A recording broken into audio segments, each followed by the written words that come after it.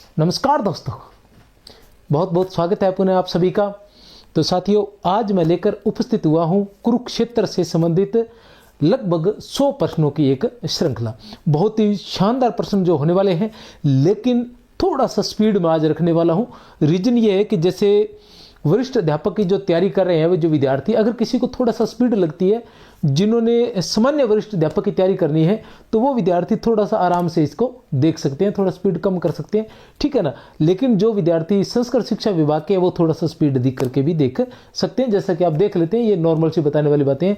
लगभग जो है 100 क्वेश्चन के लगभग ये रहने वाले हैं। इससे पहले मैंने 2010 से लेकर 2023 तक जितने भी क्वेश्चंस हैं वो सारे मैंने करवाए हैं, और मैंने ये भी बताया कि कहाँ से किस प्रकार के क्वेश्चंस आते हैं, ठीक है। और अभी मैं जो है जो क्लासें आने वाली वो थोड़ी स्पीड से क्लासें आने वाली है। इसके बाद की जो क्लास रहेगी वो श्रद्धा की भी रहेगी। इसके साथ साथ मैं प्रयास करूंगा, आप लगातार जुड़े रहिए। इसके साथ साथ मैं प्रयास करूंगा कि आदिकाल, भक्तिकाल, इनके प्रत्येक के बड़ी संख्या में क्वेश्चंस मैं स्पीड से आप सभी को करवा दूं। हाँ, एक बात मैं आपसे पूछना चाहूँगा कि अगर आप ये क्लास देख रहे हैं तो मुझे एक बात ज़रूर बताएं। जैसे मैं ये चाहता हूँ कि जो अपनी क्लास है, ठीक है ना, तो उसमें क्या है कि आपको ध्यान है कि मैं जैसे डॉक्टर नगेंद्र भी करवा रहा हूँ, आचार्य रामचंद्र शुक्ल भी करवा रहा हूँ, अन्य साहित्य के इतिहास भी करवा रहा हूँ। उसके अलावा अपनी जो खुद की वरिष्ठ अध्यापक और व्याख्याता के लिए जो स्कूल व्याख्याता है, इसके लिए संकुल मार्गदर्शन की 7200 वस्तुनिष्ठ प्रश्नों की एक बुक भी आई हुई है, RBD से प्रकाशित है वो। और वरिष्ठ अध्यापक के लिए 8000 वस्तुनिष्ठ प्रश्नों की बुक जो है वो मार्केट में उपलब्ध है, ये भी RBD से प्रकाशित है, ठीक है ना। तो ये दोनों बुक्स उपलब्ध हैं। तो मैं कहना ये चाह रहा था कि मैं ये चाहता हूं कि मैं जो है, जैसे इतने सारे प्रश्न मेरे पास है, तो मैं चाहता हूं कि मैं इन प्रश्नों को लेकर आऊं। जैसे आदिकाल के हैं 150 या 200 प्रश्न मैं लेकर आऊं छांट के, और फिर वो स्पीड से आप सभी को करवा दूं। स्पीड का मतलब जैसे साथ के साथ उत्तर बताता जाऊं, मैं आपको समय ना दूं, एज ए टेस्ट ना होके एज ए रिवाइज क्लास वो रहेगी। तो अगर आप चाहते हैं कि सर ऐसी क्लास लेकर आइए, जो उसके अंदर क्या रहेगा, आदिकाल, भक्तिकाल, रीतिकाल, आधुनिक काल, गद्य विधाएं, उसके अलावा संपूर्ण स्नातक स्तरीय, संपूर्ण काव्य शास्त्र, ये सभी की क्लासें जो है, जैसे संस्कृत शिक्षा विभाग वाले, उनके लिए मैं बात कर रहा हूँ। तो अगर वो चाहते हैं कि ऐसा कुछ हो, और वैसे रिवाइज तो क्या है, जो सामान्य वाले हैं वो भी एक तरह से रिवाइज कर सकते हैं। एक महत्वपूर्ण प्रश्नों की जो श्रृंखला हो जाएगी, जिसमें शुक्ल और नगेंद्र और बच्चन सिंह का शानदार तड़का लगा होगा। तो अगर आप ऐसा चाहते हैं तो आप इस क्लास को शेयर भी करें, क्योंकि जितनी ज़्यादा शेयर करेंगे उतने ज़्यादा कमेंट आएंगे, और जितने ज़्यादा कमेंट आएंगे उतना ही प्रतिशत जो है आपको करवाने का रहेगा। तो कमेंट करके मुझे ज़रूर बताएं कि अगर करवाना चाहते हैं इस तरह की क्लास, क्योंकि विद्यार्थी जो अलग अलग होते हैं ना, कुछ विद्यार्थी ये चाहते हैं कि मैं क्वेश्चंस के साथ साथ उसकी व्याख्या करूं विस्तार से। तो उसके अंदर क्या होगा कि मैं व्याख्या भी साथ ही टाइप करवा दूंगा, साथ ही PPT बनवा लूंगा, तो मैं उसको पढ़ दूंगा साथ का साथ ही पूरी की पूरी व्याख्या को स्पीडली, ठीक है ना। तो वो थोड़ा स्पीड से आपका जो है रिवाइज हो जाएगा। अगर ऐसा आप चाहते हैं तो मैसेज जरूर करें, ठीक है ना। तो चलो चलते हैं कुरुक्षेत्र के पहले प्रश्न के लिए। पहला प्रश्न है असंगत छांटिए। पहला ही क्वेश्चन जो है वो असंगत छांटिए। तो बहुत ही शानदार क्लास होने वाली है। बहुत अधिक मेहनत के बाद जो है मैंने ये क्वेश्चंस तैयार किए हैं। ऐसे नहीं, क्वेश्चंस मेरे पास पहले से ही थे। पहले मेरी जो बुक आई हुई है उसके अंदर क्वेश्चंस थे, लगभग 45 क्वेश्चन उसमें थे। वह कौन रोता है वहां इतिहास के अध्याय पर, क्या है? वह कौन रोता है वहां इतिहास के अध्याय पर, जिसमें लिखा है नौजवानों के लहू का मोल। कुरुक्षेत्र के प्रथम सर्ग, कुरुक्षेत्र के प्रथम सर्ग का यह प्रथम पद क्या है? कुरुक्षेत्र के प्रथम सर्ग का यह प्रथम पद किसका कथन है? किसका कथन है? युधिष्ठिर का, भीम का, दिनकर का या भीष्म का? तो यह किसका कथन है? या युधिष्ठिर का न होकर किसी भी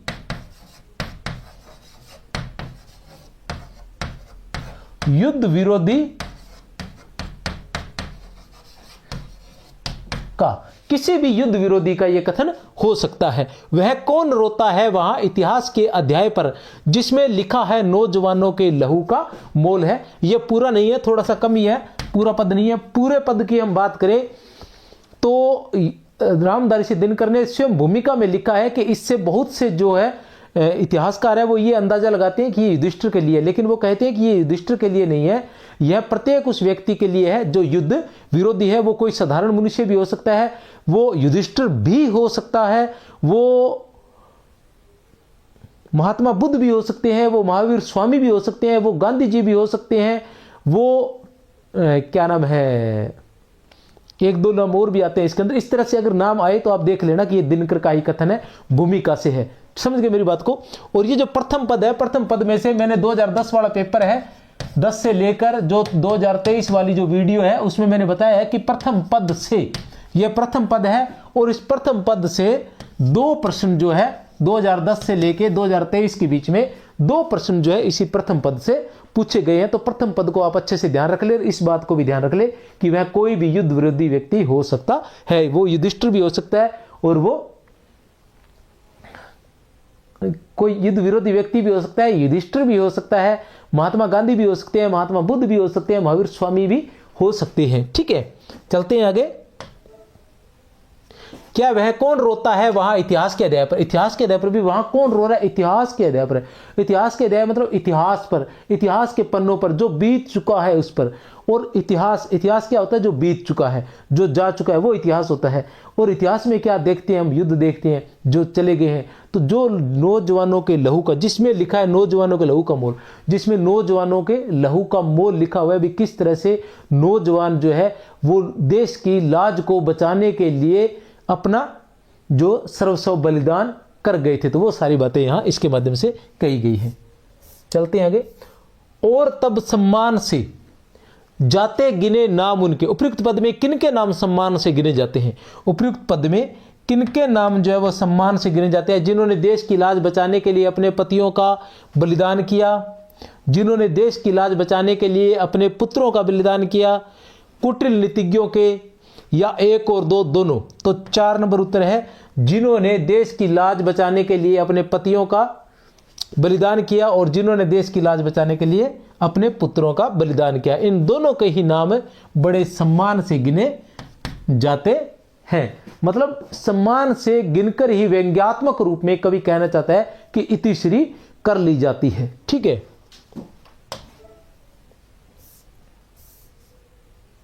लेकिन क्या सिर्फ सम्मान देने भर से ही क्या वो सब वापस लौट कर आ सकता है? जिसने अपना पति खो दिया है, जिसने अपने पुत्र खो दिए हैं, तो इन सब पर वो व्यंग्य करते हुए वो कहना चाह रहे हैं कि युद्ध जो है वो नहीं होना चाहिए। जो भूमिका, मतलब कुरुक्षेत्र का जो प्रथम सर्ग है वो अपने आप में इसकी भूमिका ही है, क्योंकि कुरुक्षेत्र का प्रथम सर्ग जब खत्म होता है तो उसका अंतिम पद यही है कि खींचकर उच्छ्वास बोले, ठीक है ना, खींचकर उच्छ्वास बोले पार्थ जाता मैं पितामह पास हूं। ऐसा कहकर युधिष्ठिर जो है वो पितामह पास जाते हैं। इसी के साथ ये जो है प्रथम सर्ग समाप्त होता है। उसके बाद जो है युधिष्ठिर और भीष्म का जो है वार्तालाप शुरू होता है और मूल जो है वो इन दोनों का ही है। और वो लिखते भी है दिनकर भूमिका में कि मैंने भीष्म और इसका आलंबन लेकर ही कुरुक्षेत्र की रचना की है और उसमें जो है महाभारत के शांति पर्व को आधार बनाया गया है और साथ में युद्ध और शांति की समस्या पर जो है विचार किया गया है।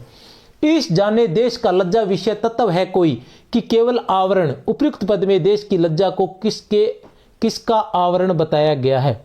ईश जाने, रामधारी से दिनकर कहते हैं कि ईश्वर ही जाने। देश का लज्जा विषय तत्व है कोई कि केवल आवरण, कि जो हम करते हैं कि देश की लाज बचाने के लिए, देश की लाज बचाने के लिए नौजवानों को शहीद होना होगा, नौजवानों को अपना बलिदान करना होगा। तो हम जो बलिदान मांगते हैं, जो कुटिल नीतिज्ञ होते हैं, ठीक है ना, तो वो कह रहे हैं कि जो लज्जा का विषय है वास्तव में कोई है या कोई आवरण तो नहीं है। तो वो आवरण किसका है? देशमुख की लालिमा का, हलाल सी कुटिल दुर्भाग्नि का, 1 और 2 दोनों का,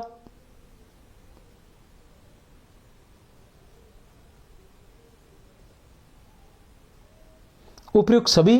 तो किसका है? देशमुख की लालिमा भी नहीं है, 1 और 2 दोनों भी नहीं है, उपयुक्त सभी भी नहीं है। हलाहल सी कुटिल द्रोहाग्नि का, हलाहल सी कुटिल द्रोहाग्नि का। और ये जो द्रोहाग्नि है हलाहल सी, कौन सा अलंकार है? उपमा अलंकार है। कौन सा अलंकार है इसमें? उपमा अलंकार है। हलाहल सी मतलब जहर के समान। किसके समान?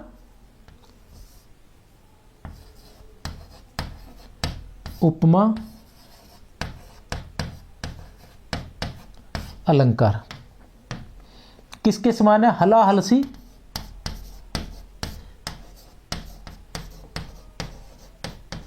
जहर के समान, ठीक है ना। कुटिल द्रोहाग्नि, द्रोह है कि अग्नि, ठीक है ना। ये इन सब का आवरण है। और ये कुटिल द्रोहाग्नि, जहर के समान कुटिल द्रोह की जो अग्नि होती है, युद्ध की जो अग्नि, विद्रोह की अग्नि, युद्ध करवाने की जो अग्नि होती है, ये किसके? कुटिल नीतिज्ञों,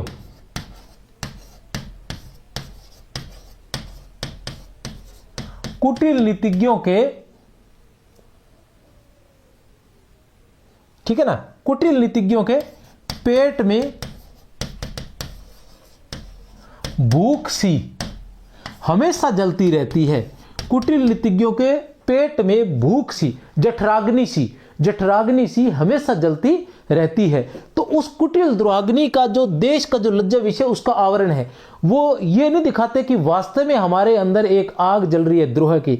हम अपनी सत्ता प्राप्त करने के लिए, पद प्राप्त करने के लिए, प्रतिष्ठा प्राप्त करने के लिए, अपने स्वयं के मान सम्मान के लिए हम ये युद्ध लड़ना चाहते हैं। हमें युद्ध की भूख है, हम युद्ध चाहते हैं। हमारा जो व्यक्तित्व है वो ऐसा है कि हमें युद्ध चाहिए। लेकिन वो ऐसा अगर कहते हैं तो उनके लिए युद्ध करने वाला नहीं होगा। वो उसको आवरण उसको किसका दे देते हैं? लज्जा का, देश की लज्जा का, कि देश के सम्मान के लिए तुम्हें युद्ध करना होगा। तो ये कह रहे हैं दिनकर जी इस तरह से।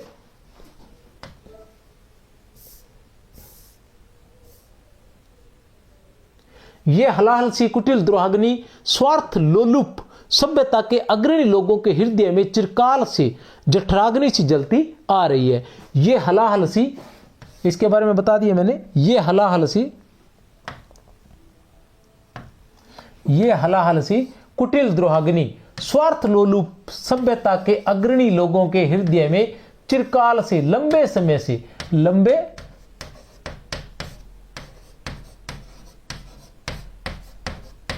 समय से जठराग्नि सी, पेट की अग्नि के समान या भूख के समान जलती आ रही है। चिरकाल से, लंबे समय से जलती आ रही है। क्योंकि नेतृत्वकर्ता जो होते हैं वो आम जनता को युद्ध में झोंकते रहते हैं। दिनकर जी अपने प्रथम सर्ग में कहते हैं कि विश्व का जो मानव है, साधारण जन जो है, उनके हृदय में कभी भी कुटिल की द्रोहाग्नि मतलब द्रोह की अग्नि कभी भी नहीं जल सकती। वे युद्ध नहीं चाहते, वे तो शांति चाहते हैं। लेकिन जो नेतृत्वकर्ता होते हैं वो आम जनता को युद्ध में झोंक देते हैं। ये अपना कोर्स है भैया, अगर लेना चाहो तो आप ले सकते हो। स्कूल व्याख्याता का कोर्स है, वरिष्ठ अध्यापक का भी कोर्स है। दोनों के कोर्स केवल 1499 रुपए में है। और टेस्ट सीरीज जो है वो 699 में। टेस्ट सीरीज में 150 से अधिक टेस्ट मिलने वाले हैं। और उसके अलावा 150 वीडियो टेस्ट है जो, ठीक है। और जिस तरह का आज करवा रहा हूँ इस प्रकार की है। और 1499 में पूरा कोर्स है। अगर आप खरीदना चाहें तो खरीद सकते हैं आपकी। और बाकी किसी प्रकार की समस्या के लिए 63 771 24 802। और दूसरा जो है, ये जो ऐप है अपना संकुल मार्गदर्शन के नाम से, संकुल मार्गदर्शन के नाम से ऐप है, जिसे प्ले स्टोर से आप डाउनलोड कर सकते हैं। उसमें जो है, जैसे जो मैं आज क्लास करवा रहा हूँ, ये क्लास आपको फ्री मिलेगी। इसकी PDF भी वहाँ आपको फ्री मिल जाएगी। उसके अंदर मैंने एक फोल्डर बनवाया है जिसमें फ्री नोट्स नाम से है। वहाँ पर ये सारी चीज़ें फ्री आपको मिल जाएंगी। पीछे जितनी भी क्लासें हुई है वो सारी आपको वहाँ फ्री मिलने वाली है। तो आप ऐप को जरूर डाउनलोड करें, ठीक है ना। कुरुक्षेत्र के प्रथम सर्ग के संबंध में, कुरुक्षेत्र के प्रथम सर्ग के संबंध में, ठीक है ना, असंगत कथन हो सकता है। द्रोहाग्नि स्वार्थ लोलुप सभ्यता के अग्रणी लोगों के हृदय में जलती है। द्रोहाग्नि विश्व मानव के हृदय में जलती है। आम समुदाय कभी भी लड़ना नहीं चाहता। सत्य के आघात से बनबना उठती है शिराएं। तो पहली बात तो यह है कि असंगत कथन छांट रहे हैं। सबसे पहले तो यहां गोला कर लीजिए। अब जो द्रोहाग्नि स्वार्थ लोलुप सभ्यता के अग्रणी लोगों के हृदय में जलती है, बिल्कुल सही है।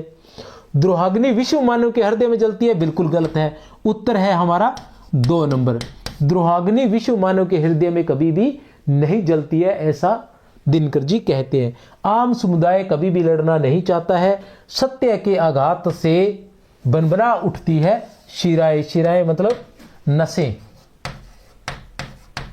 सत्य के आघात से, सत्य की चोट से,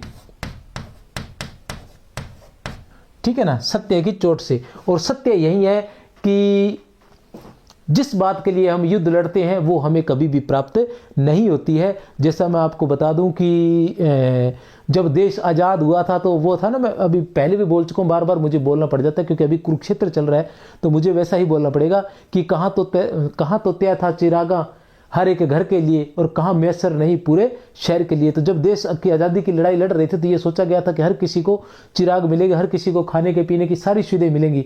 लेकिन आज देश आज़ाद होने के इतने वर्षों बाद भी न जाने कितने लोग जो है आज भी भूखे सड़कों पर सो रहे हैं। छोटे छोटे बच्चों के पैरों में, अब इतनी सर्दी है, छोटे छोटे बच्चों के पैरों में चप्पलें नहीं है, ठीक है ना, ऊपर ओढ़ने के लिए कपड़े नहीं है तन पर। ये कंडीशनें वर्तमान में भी है। 20 साल धोखा दिया गया, वहीं फिर मुझे कहा जाएगा विश्वास करने को। जितना बड़ा दल होगा उतना ही खाएगा देश को। तो देश को खाने में लगे हुए हैं ये सभी के सभी मिलके 500 करोड़, 1000 करोड़, 2000 करोड़, 3000 करोड़, बस कोई अंत ही नहीं है। पता नहीं कहाँ लेकर जाएंगे। विश्व मानव के हृदय निर्द्वेष में, निर्द्वेष में, विश्व मानव के हृदय निर्द्वेष में मूल हो सकता नहीं द्रोहाग्नि का। उपयुक्त पद में द्रोहाग्नि में निहित अलंकार है। तो कौन सा अलंकार है? एबैस है 2, रूपक अलंकार। कौन सा अलंकार है? रूपक अलंकार है। द्रोह है रूपी अग्नि, विद्रोह है रूपी अग्नि जो है, यहां स्पष्ट आ गया कि विश्व मानव की संसार के साधारण मनुष्य जो है, संसार के साधारण मनुष्य जो है उनके हृदय में, उनके निर्द्वेष, क्योंकि उनका जो हृदय है वो निर्द्वेष है, द्वेष रहित है, उसमें किसी प्रकार की ईर्ष्या घृणा या द्वेष नहीं है। और जब तक ईर्ष्या घृणा या द्वेष नहीं है तब तक उसके मन में द्रोह की, विद्रोह की अग्नि नहीं जल सकती। कुरुक्षेत्र के प्रथम सर्ग के अनुसार प्रत्येक युद्ध से पहले उबलते क्रोध से कौन लड़ता है? कुरुक्षेत्र के प्रथम सर्ग के अनुसार प्रत्येक युद्ध से पहले, कुरुक्षेत्र के प्रथम सर्ग, कौन सा सर्ग है? हम यहां कौन सा सर्ग पढ़ रहे हैं? प्रथम सर्ग पढ़ रहे हैं। ध्यान रखना, रचना कौन सी है? कुरुक्षेत्र है। कुरुक्षेत्र की रचना कब हुई थी? 1946 ईस्वी में। क्या है ये? समस्या प्रधान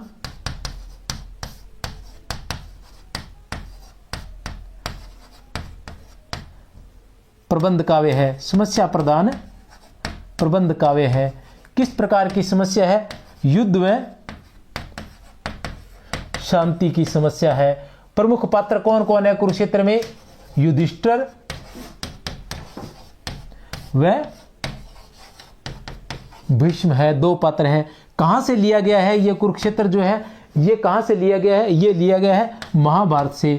महाभारत में भी कहां से लिया गया है? महाभारत के युद्धांत से लिया गया है।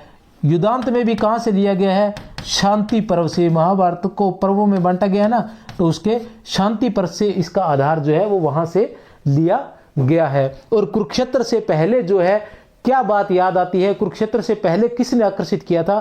तो रामधारी दिनकर को अशोक के निर्वेद ने आकर्षित किया था। रामधारी दिनकर को अशोक के निर्वेद ने जो है आकर्षित किया था और उस आधार पर उन्होंने कलिंग विजय कविता लिखी थी। कौन सी कविता लिखी थी? कलिंग विजय, जो उनकी सामदेनी में संकलित है। कलिंग विजय कविता इनकी जो है वो सामदेनी काव्य संग्रह में संकलित है।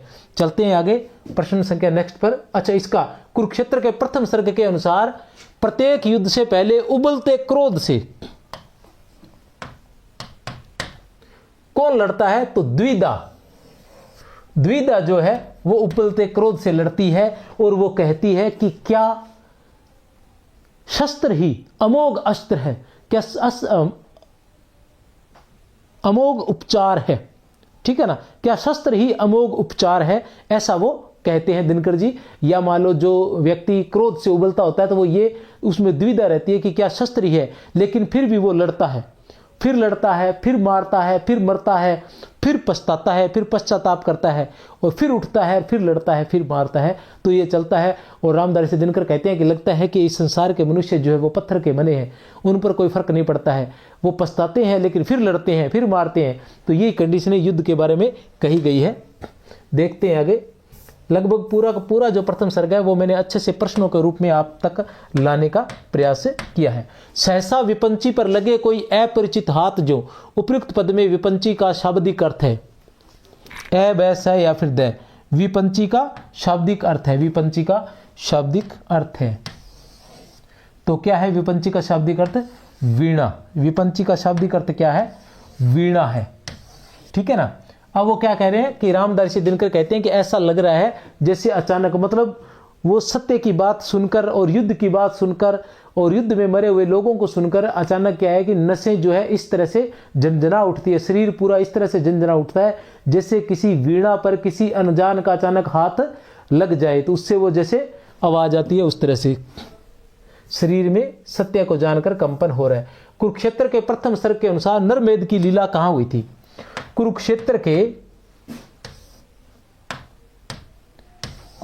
के प्रथम सर्ग के अनुसार नरमेध की लीला कहां हुई थी? ए, बैस है या फिर द। कुरुक्षेत्र में, कलिंग में, एक और दो, दोनों में कोई नहीं। तो वैसे तो क्या है, दोनों जगह ही नरमेध की लीला हुई थी, लेकिन हम यहां प्रथम सर्ग से संबंधित पढ़ रहे हैं। तो प्रथम सर्ग में ऐसा पद आता है कि इतिहास के पन्नों पे कुरुक्षेत्र में हुई थी नरमेध की लीला, ऐसा कुछ दिनकर जी लिखते हैं। तो हमें ये ध्यान रखना है कि नरमेध की लीला जो है वो कहां हुई थी? कुरुक्षेत्र में हुई थी। कहां हुई थी? कुरुक्षेत्र में। नरमेध का मतलब नर बलि की लीला। नर बलि की लीला, जहां नरों की बलि दी गई थी, जहां मनुष्यों की बलि दी गई थी। और ऐसा कहां हुआ था? कुरुक्षेत्र में हुआ था। कुरुक्षेत्र के प्रथम सर्ग के आधार पर, कुरुक्षेत्र के प्रथम सर्ग के आधार पर असंगत कथन क्या छांटना है? असंगत कथन चयन करना है। भीम ने दुशासन के हृदय का लहू पिया, द्रौपदी ने दुशासन के लहू से चोटी बनाई, द्रौपदी के केस 12 वर्ष से खुले थे, पांडवों को 5 असहिष्णु कहा गया है। ठीक है ना। तो क्या है? भीम ने, असंगत देखना हमने, भीम ने दुशासन के हृदय का लहू पिया था, ओके है। द्रौपदी ने दुशासन के लहू से चोटी बनाई थी, बिल्कुल सही है। द्रौपदी के केस 12 वर्ष से खुले थे, बिल्कुल नहीं है। द्रौपदी के केस जो थे वो कितने वर्ष से खुले थे? 13 वर्ष से खुले थे। कितने वर्ष से प्यारे बच्चों? 13 वर्ष से खुले थे। और पांडवों को 5 असहिष्णु कहा गया है, बिल्कुल सही है। खुद युधिष्ठिर कहते हैं कि 5 असहिष्णु, ठीक है ना, कि मतलब 5 असहिष्णु, वो पद्य में बोलते हैं कि 5 असहिष्णु थे जिनके कारण जो है इस देश का संहार हुआ। सही बताऊं तो कुरुक्षेत्र को इतनी बार पढ़ दिया मैंने, आपको पढ़ाने के चक्कर में इतनी बार पढ़ दिया कि उसके सारे पद अब याद ही है मुझे। बस ये है कि वो एक लय याद नहीं है, वो थोड़ा सा क्रम का है, बाकी वो सारे के सारे पद याद हो गए मुझे। कुरुक्षेत्र के प्रथम सर्ग में जागृत शिखा प्रतिशोध की किसे कहा गया है? कुरुक्षेत्र के प्रथम सर्ग में जागृत शिखा प्रतिशोध की किसे कहा गया है? ए, बैस है या फिर दे, 1 2 3 4। तो किसे कहा गया? द्रौपदी को कहा गया है। द्रौपदी को कहा गया है जागृत शिखा प्रतिशोध की कि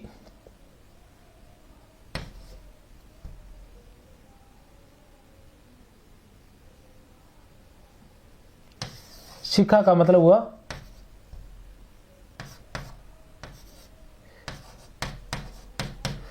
ज्वाला या आग भी कह सकते हैं, या लपट भी कह सकते हैं। प्रतिशोध मतलब बदले की, कि द्रौपदी जो थी वो बदले की जीती जागती ज्वाला थी। ठीक है ना। द्रौपदी जो थी वो बदले की जीती जागती ज्वाला थी, वो बदले के लिए मतलब तत्पर थी, और उसी के कारण जो है वो महाभारत हुआ था कहीं ना कहीं। वैसे तो नहीं कह सकते, गलत कह गया मैं, द्रौपदी के कारण कहीं महाभारत नहीं हुआ था। महाभारत के लिए पांडव ही जिम्मेवार थे। या कह सकते हैं हम कि कौरव थे। पांडव और कौरव, और सबसे बड़ी बात है उनकी लालसा, और लालसा थी राज्य प्राप्त करने की लालसा, कहीं न कहीं जिम्मेवार थी। 5 नन्हे बालकों की मूल्यसी किसे कहा गया है? 5 नन्हे बालकों की मूल्यसी किसे कहा गया है? 1 2 3 4 अश्वत्थामा के शीश की मणि को, कुरुक्षेत्र भूमि को, महाभारत विजय को, उपयुक्त सभी को। तो अश्वत्थामा के शीश की मणि को किसको कहा गया? अश्वत्थामा के शीश की मणि को, ठीक है ना। 5 नन्हे बालकों की मूल्यसी, वो कहते हैं कि 5 नन्हे बालकों के मूल्यसी अश्वत्थामा की मणि सी, जो भीम जो है वो अश्वत्थामा के मस्तिष्क से निकाल कर द्रौपदी को दे देता है कि ये लो तुम्हारे 5 पुत्रों की। क्योंकि जो इसकी कहानी है वो ऐसा है कि अश्वत्थामा के जो पिता है वो कौन है? द्रोण। अश्वत्थामा कौन है? द्रोणसुत, द्रोण के पिता है, अर्थात तो द्रोणाचार्य के पिता है। द्रोणाचार्य कौन थे? द्रोणाचार्य पांडवों और कौरवों के जो है वो गुरु होते हैं। और वो किसकी तरफ से युद्ध लड़ते हैं? वो महाभारत में कौरवों की तरफ से युद्ध लड़ते हैं पांडवों के खिलाफ।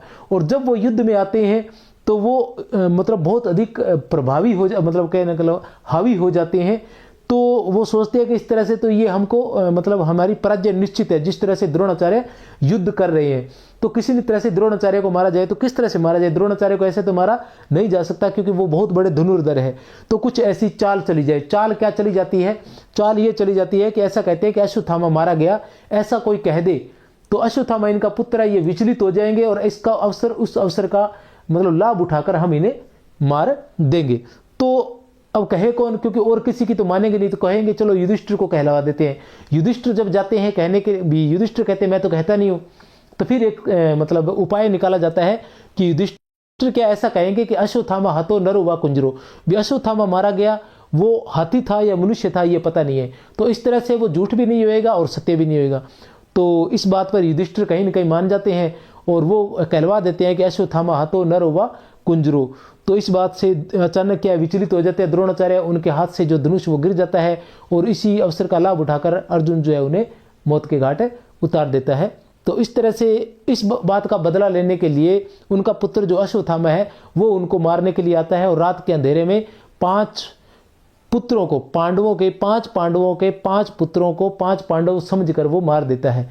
लेकिन बाद में पता चलता है कि वो तो पांडवों के पुत्र थे। फिर वो अभिमन्यु का एक पुत्र होता है, उसकी पत्नी उत्तरा के गर्भ में, ठीक है ना, उत्तरा के गर्भ में, उसे भी मारने के लिए वो ब्रह्मास्त्र चलाता है, लेकिन श्री कृष्ण उसे अपनी एड़ी में धारण कर लेते हैं। इस तरह से वह बच जाता है और अश्वत्थामा को वो मतलब शाप दे देते हैं कि तू इसी तरह से इसी धरती पर भटकता रहेगा, इससे पीड़ित रहेगा। उसको जो है मतलब किस प्रकार का एक शाप दे देते हैं जिससे वो पीड़ित रहता है। उसका जो चमड़ी है वो गल जाती है पूरी तरह से और उनसे पानी निकलता रहता है इस तरह से। तो वो कहते हैं आज भी इस धरती पर वो विराजमान है, आज भी जिंदा है धरती पर अश्वत्थामा जो है, ठीक है ना। और जो विष्णु भगवान है वो जो श्री कृष्ण है वो कल्कि का अवतार लेंगे और तब जाकर उसका उद्धार करेंगे। इस तरह से मतलब ऐसा कहा जाता है। और अभिमन्यु के बारे में थोड़ी सी चलते हैं तो मैं बात बता देता हूँ। अभिमन्यु का जो बेटा था जो उत्तरा के पेट में था उसका नाम पारिजात था और उसकी कहानी भी इसी के अंदर आगे दी गई है। इसमें बताया गया है या बच्चन सिंह के हिंदी साहित्य के इतिहास में बताया गया है। शायद मैं पढ़ रहा था दिनकर के बारे में तो वो किसी इतिहास के अंदर मुझे मिला था, उसमें बताया गया है कि वो जो उत्तरा थी, उत्तरा के पेट में जो था वो पारिजात था। पारिजात का बेटा था जन्मेजय और पारिजात को क्या है कि सांप द्वारा डस लिया जाता है। तो तब क्या है कि सांपों को मारने के लिए जन्मेजय द्वारा जन्मेजय का नाग यज्ञ किया जाता है जो जयशंकर प्रसाद का नाटक है। जन्मेजय का नाग यज्ञ में क्या होता है कि यज्ञ के पास बैठकर ऐसे मंत्र पढ़े जाते हैं जिससे सांप जो आकर्षित होकर या मोहित होकर यज्ञ के पास आ जाते थे और वहां पर उनको उठाकर यज्ञ में डाल दिया जाता था। इस तरह से जन्मेजय ये प्रण लेता है कि मैं इस धरती से या तीनों लोगों से सांपों का जो है वो विनाश कर दूंगा। तो इस तरह से अधिकतर सांप जो मारे जाते हैं नाम मात्र के सांप ही शेष बचते हैं। ये जन्मेजय का नागयज्ञ जो उसके बारे में बता रहा हूँ भी वो लोग भी जो थे महाभारत से ही जुड़े हुए थे, इनके ही संतानें थी, ठीक है ना।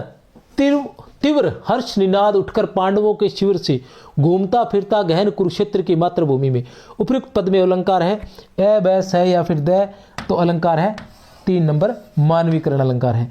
क्यों है? क्योंकि वो यहां कह रहे हैं कि तीव्र बहुत तेज हर्ष खुशी का निनाद, स्वर या आवाज या बैंड बाजे ढोल नगाड़े सब कुछ हो जाता है।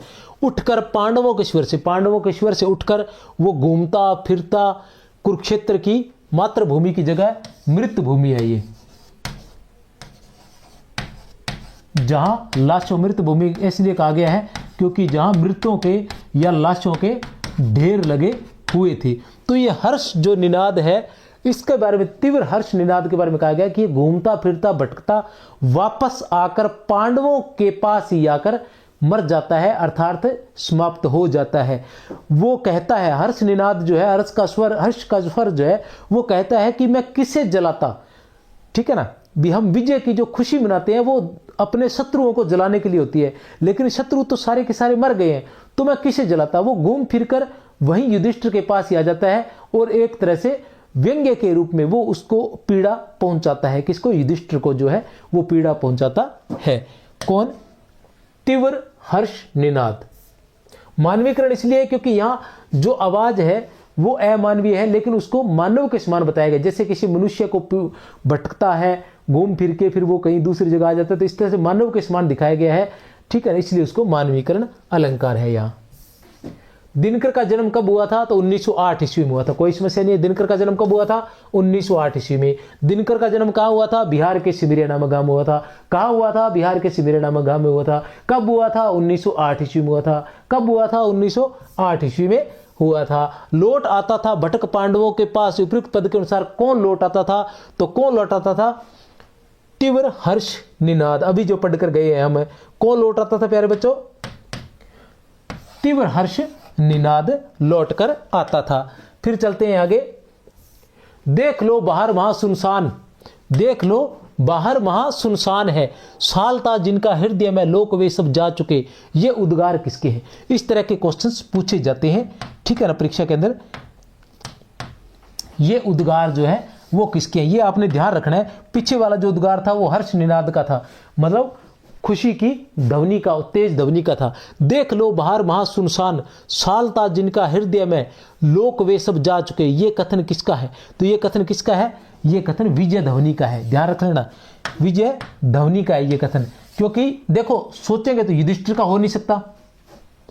देख लो बाहर वहां सुनसान है, सालता जिनका हृदय में लोक वे सब जा चुके, हो सकता है युधिष्ठिर का भी हो सकता था, ठीक है ना। इसलिए आपको याद ही करना पड़ेगा कि ये कथन जो है, ये उद्गार जो है, ये किसके है? विजय ध्वनि के। हर्ष निनाद कहता है कि मैं पांडवों के स्वर से उठता हूं और फिर मृत भूमि, कुरुक्षेत्र की जो मृत भूमि है वहां भटकता रहता हूं और आकर पांडवों के ही पास मरता हूं, अर्थात मैं वहीं समाप्त हो जाता हूं, मुझे और कोई नहीं मिलता है, ठीक है ना। देख लो बाहर वहां सुनसान है, ठीक है ना, सालता जिनका हृदय में वे सब तो जा चुके, अर्थात कौरवों को, दुश्मनों का जिनका मैं हृदय जलाता भी, विजय ध्वनि सुना वहां तक पहुंचती तो उनका हृदय जलता, लेकिन वो तो यहां से जा चुके हैं, अब वो हमारी बात सुनते नहीं है, तो मैं फिर किसको कहूं? ये सारी बातें वो युधिष्ठिर को कह रहे हैं। कौन? विजय उल्लास, जो विजय की जो ध्वनि है वो युधिष्ठिर को कहती है। युधिष्ठिर को ये जो बहुत ही पीड़ा पहुंचाती है दंश के समान, ठीक है ना। द्वितीय राष्ट्र कवि की उपाधि किसे दी गई है? द्वितीय राष्ट्र कवि की उपाधि किसे दी गई है? तो दिनकर को दी गई है। किसे गई है? रामधारी से दिनकर को द्वितीय राष्ट्र कवि की उपाधि दी गई है। दिनकर स्वयं जो है अपने आप को डिप्टी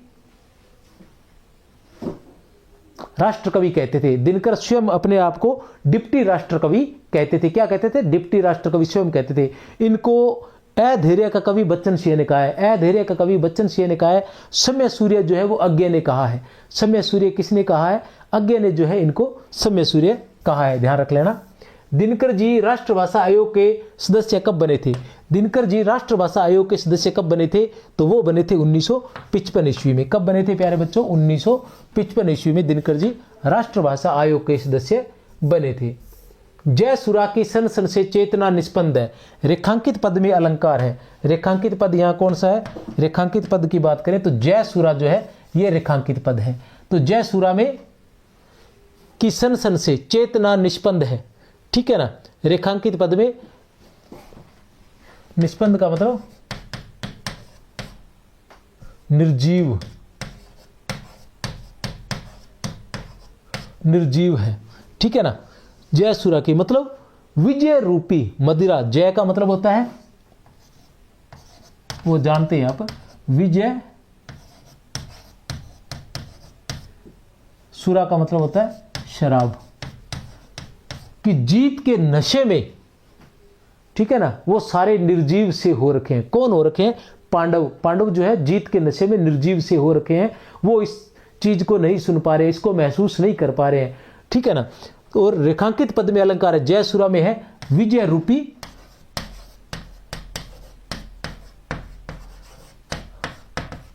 सुरा या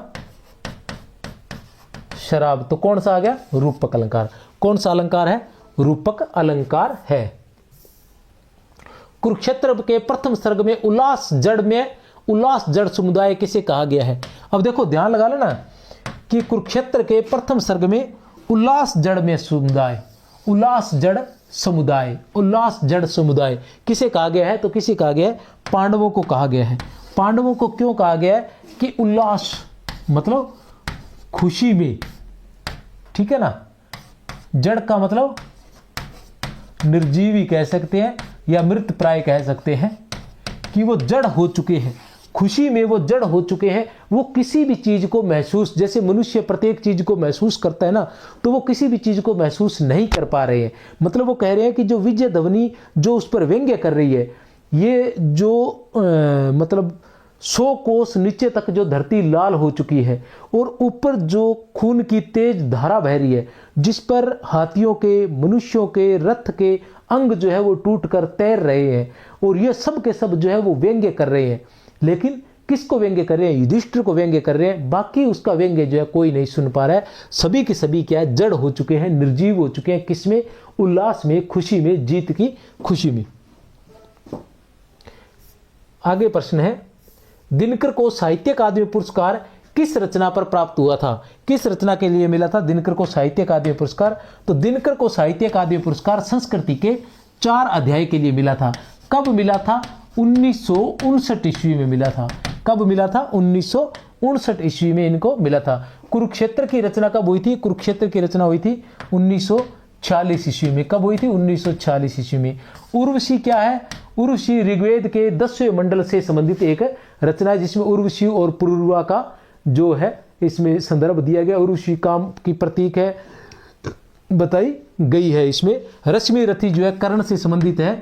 रश्मि रथी जो है वो कर्ण के जीवन से संबंधित है। किस तरह से उसकी उदारता के, उसकी दानवीरता का इसके अंदर चित्रण किया गया है रश्मि रथी में।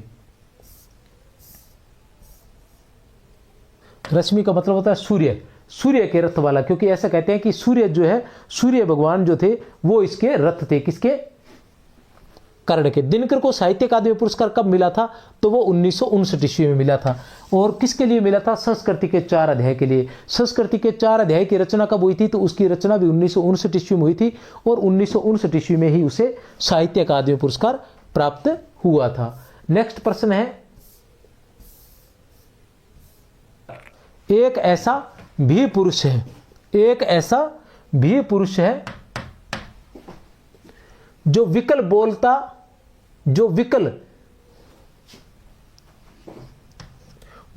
कुछ भी नहीं, पर रो रहा मगन चिंता लीन अपने आप में। उपयुक्त पद्यांश में किसके बारे में कहा गया है? तो ये हम सभी जानते हैं, अगर पढ़ा है तो अच्छे से, तो युधिष्ठिर के बारे में। एक मात्र व्यक्ति वही ऐसा था। प्रश्न संख्या नेक्स्ट, ओ युधिष्ठिर सिंधु के हम पार हैं। ओ युधिष्ठिर सिंधु के हम पार हैं, तुम चिढ़ाने के लिए जो कुछ कहो, किंतु कोई बात हम सुनते नहीं। उपयुक्त कथन किसका है?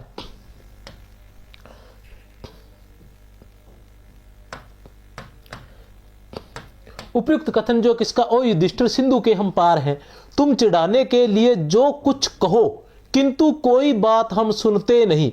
उपयुक्त कथन किसका है? 1 2 3 4। तो किसका है कथन? ये सुयोधन का। किसका कथन है? सुयोधन का है। सुयोधन जो है, ये याद रखना है हमें कि कथन उद्गार इस प्रकार के क्वेश्चंस पूछे गए हैं पहले, और बार बार पूछे गए हैं। ओ युधिष्ठिर सिंधु के हम पार हैं, तुम चिढ़ाने के लिए जो कुछ कहो, किंतु कोई बात हम सुनते नहीं। ठीक है ना, कि हम पार जा चुके, सिंधु के इस संसार के जो है हम पार जा चुके, अब चाहे तुम कुछ भी करो, ये जय पराजय जो भी है ये तुम्हारे लिए, हमारे लिए कोई महत्व नहीं रखती। हमारे लिए महत्व, हमारे लिए जो महाभारत है, जो युद्ध हुआ, वो ऐसा लगता है कि कुछ हुआ था, लेकिन ज्यादा हमें उसका कोई एहसास अब यहां है नहीं। वो उसका हमारे लिए कोई महत्व नहीं है, न हमारे लिए जय का महत्व है, न हमारे लिए पराजय का महत्व है। ऐसा कौन कहते हैं? सुयोधन। और युधिष्ठिर ने दुर्योधन को सुयोधन ही कहकर संबोधित किया है, ध्यान रख लेना। अच्छा, एक क्वेश्चन पहले आया था, एक मिनट, हाँ, दिनकर को दिनकर जी राष्ट्रभाषा आयोग के सदस्य कब बने? मैंने शायद 55 कह दिया था, तो 1956 ईस्वी है। दिनकर जी राष्ट्रभाषा आयोग के सदस्य कब बने? तो 1956 ईस्वी, ध्यान लगा लेना, कब है? 1956 ईस्वी। चलते हैं आगे।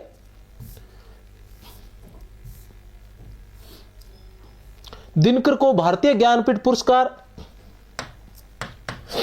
दिनकर को भारतीय ज्ञानपीठ पुरस्कार किस रचना पर मिला था? ए, ब, स या फिर द? तो किस रचना पर मिला था ज्ञानपीठ पुरस्कार? दिनकर को भारतीय ज्ञानपीठ पुरस्कार किस रचना पर मिला था? तो ज्ञानपीठ पुरस्कार मिला था स, उर्वशी पर। किस पर मिला था? उर्वशी पर। उर्वशी की रचना कब हुई थी? उर्वशी की रचना हुई थी 1963 ईस्वी में। और ज्ञानपीठ पुरस्कार कब मिला था? 1972 ईस्वी में। कब मिला था ज्ञानपीठ पुरस्कार? 1972 ईस्वी में जो है वो ज्ञानपीठ पुरस्कार मिला था। किसे? दिनकर को।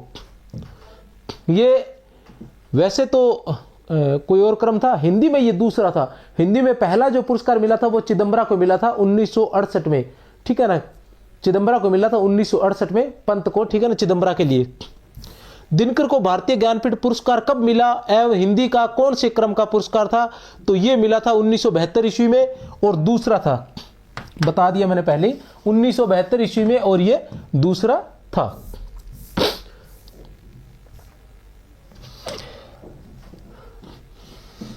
व्यंग्य, पश्चाताप, अंतर्दाह का, व्यंग्य का, पश्चाताप का, अंतर्दाह का, अब विजय, उपहार, भोगो, चयन से उपयुक्त पद से संबंधित असंगत कथन है।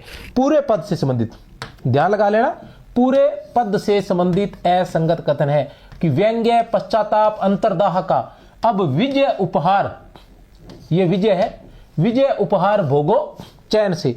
यह कथन दुर्योधन का युधिष्ठिर से है।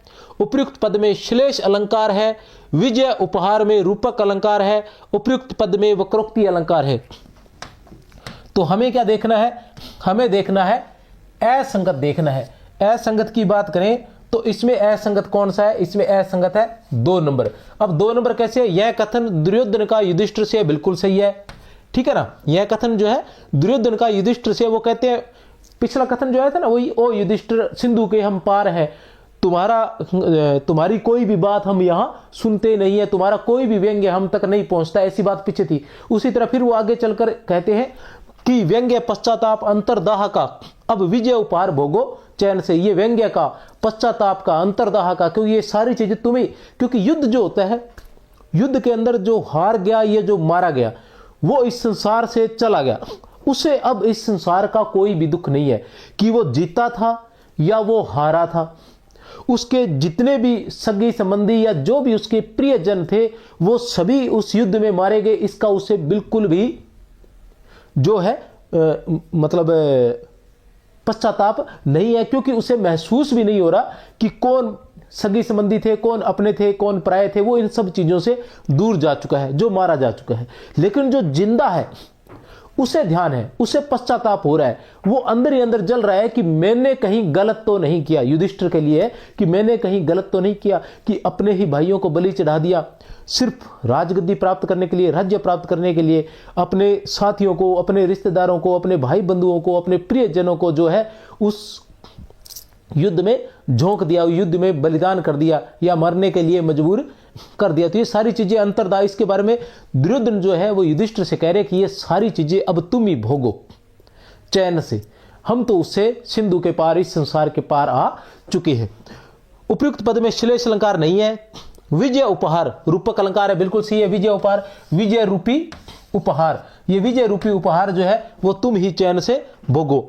उपयुक्त पद में वक्रोक्ति अलंकार है, बिल्कुल सही है। इसमें कहा है भोगो चैन से, इसके पीछे वक्रोक्ति अलंकार है। कहने का मतलब ये है कि वक्र उक्ति, टेढ़ी उक्ति है, वो व्यंग्य किया जा रहा है किस पर, युधिष्ठिर पर, क्योंकि अब जो पीछे जो बचा है वो भोगने लायक कुछ बचा ही नहीं है, ठीक है ना, भोगने लायक कुछ बचा ही नहीं है, इसलिए व्यंग्य किया जा रहा है कि चैन से अपने सगे संबंधियों को मारकर या उनके वियोग में कोई चैन से राज्य किस प्रकार भोग सकता है। आ गए हम पार, तुम उस पार हो, यह पराजय या कि जय किसकी हुई, ठीक है ना। आ गए हम पार,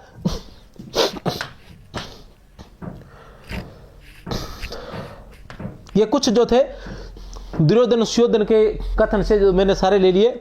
उपयुक्त कथन दुर्योधन का है, युधिष्ठिर का है, हर्ष निनाद का है, सत्य का है, तो ये दुर्योधन का है। आपको ध्यान रखना इसमें कुछ कथन जो है कुछ तो किसी भी व्यक्ति के हो सकते हैं जो युद्ध विरोधी है, किसी भी व्यक्ति के जो शुरुआत में है, फिर आएंगे उसके बाद युधिष्ठिर के कथन आएंगे, फिर आएंगे हर्ष निनाद के, फिर आएंगे दुर्योधन के, फिर आएंगे दुर्योधन के कथन। तो ये कथन किसका है, ये कथन जो है ये दुर्योधन का है। आ गए हम पार, तुम उस पार हो, यह पराजय या कि जय किसकी हुई। वो कह रहे दुर्योधन जो है वो युधिष्ठिर से कह रहे हैं कि हम तो इस पार आ गए, इस संसार के पार आ गए हैं, अब तुम देखो कि ये जय तुम्हारी हुई है या तुम्हारी पराजय हुई है, क्योंकि हमने तो कुछ खोया नहीं, हम तो उस संसार से निकल कर आ गए, हम उससे कोई चीजें महसूस नहीं होती, लेकिन अब तुम वो है सारी चीजें भोग रहे हो, तुम जीत कर भी हारे हुए महसूस कर रहे हो अपने आप को। चाय पीनी है तो कोई पी सकता है भैया, ठंड बहुत ज्यादा है यहाँ श्री गंगानगर में, कड़ाकेदार ठंड पड़ती है और फिर ठंड में नहा के दिनकर द्वारा रचित काव्य संग्रह हुंकार की रचना कब हुई थी। दिनकर द्वारा रचित काव्य संग्रह हुंकार की रचना कब हुई थी, तो हुंकार की रचना हुई थी 1938 ईस्वी में। कब हुई थी प्यारे बच्चों, 1938 ईस्वी में हुंकार की रचना हुई थी। कब हुई थी हुंकार की रचना, 1938 ईस्वी में हुंकार की रचना हुई थी। कब हुई थी, 1938 ईस्वी में, ठीक है।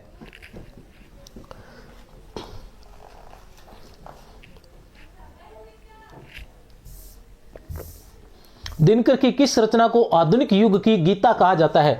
दिनकर की किस रचना को, बहुत ही महत्वपूर्ण है, आधुनिक युग की गीता कहा जाता है।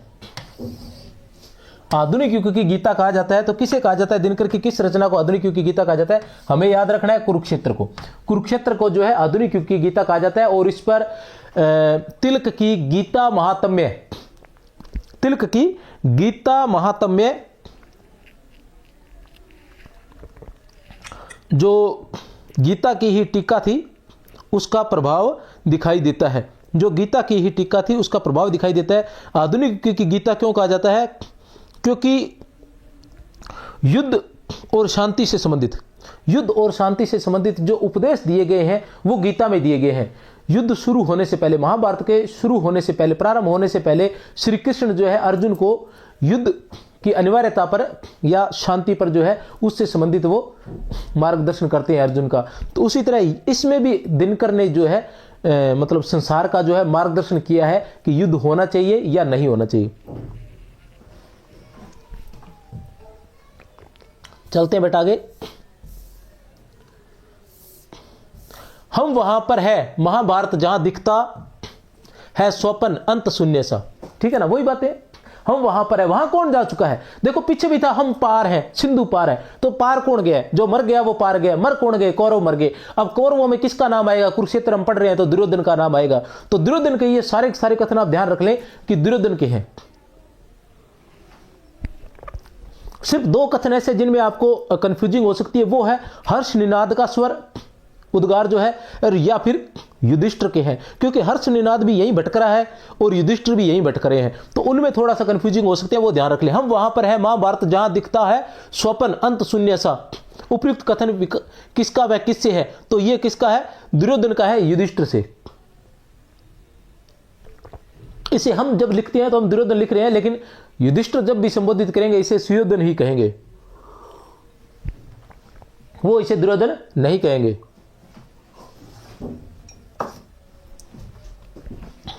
ठीक है, हम वहां पर हैं, हम वहां चले गए, इस संसार से पार चले गए। महाभारत जहां दिखता है स्वप्न सा, कि एक स्वप्न सा दिखाई देता है और स्वप्न का कोई औचित्य नहीं होता, वो झूठ सा दिखाई देता है। जैसे स्वप्न होता है ना, स्वप्न में हम देखते हैं सुबह उठते हैं तो हमें उसकी आधा कुछ याद भी नहीं होता ढंग से, और याद होता भी है तो उसका कोई महत्व नहीं रह जाता, ठीक है ना। अंत शून्य सा, अंत शून्य सा मतलब जिसका कोई महत्व ना हो, महत्वहीन, ठीक है ना। हर्ष का स्वर घूमता निसार सा, अब देखो ये आ गया, हर्ष का स्वर घूमता निसार सा लड़खड़ाता मर रहा कुरुक्षेत्र में, ठीक है ना।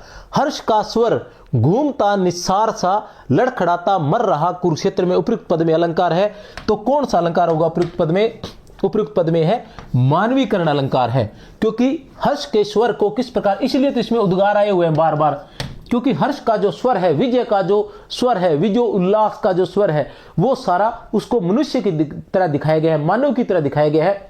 इसलिए जब भी हर्ष की बात आएगी, हर्ष निनाद की बात आएगी, तो मानवीकरण अलंकार आएगा। क्या आएगा? मानवीकरण अलंकार, मनुष्य की तरह लड़खड़ाता।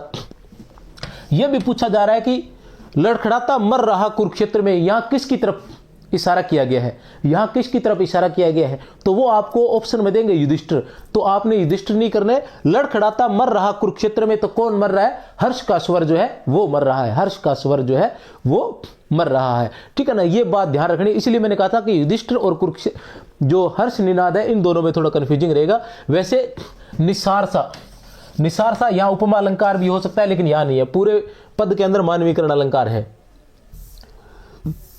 दिनकर की किस रचना को सौंदर्य दर्शन और प्रेम की त्रिवेणी कहा जाता है?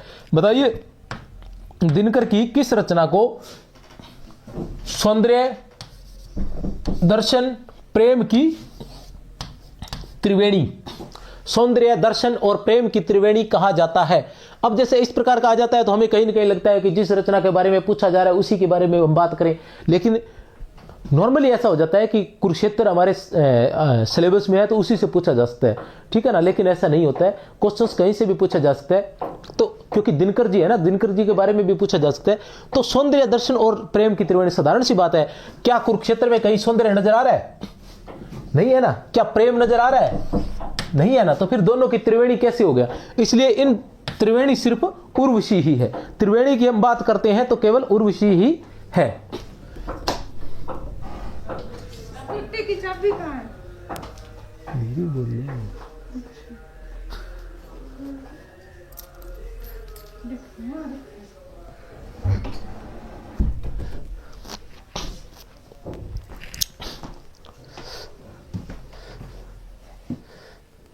फिर चलते हैं आगे।